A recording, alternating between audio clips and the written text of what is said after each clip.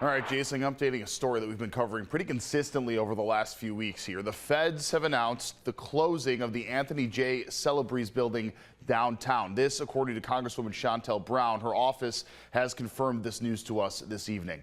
Caitlin McCarthy has those breaking developments. Over 4,000 federal employees across multiple agencies work inside the Anthony J. Celebrezze Federal Building here in downtown Cleveland. The decision from the U.S. General Services Administration has been met with concern from local and federal leaders.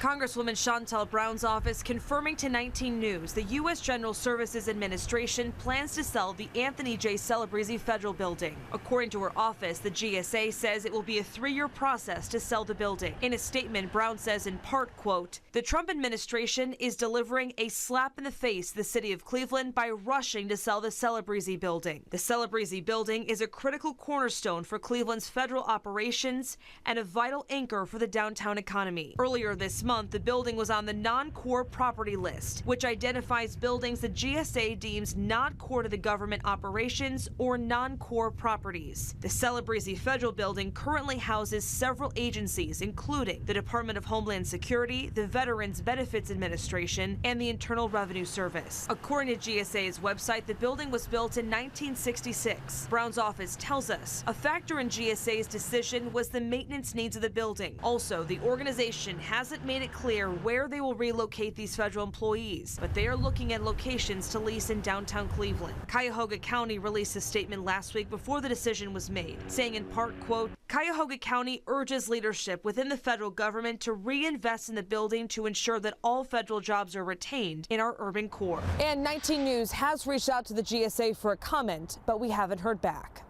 Reporting in downtown Cleveland, Caitlin McCarthy, 19 News.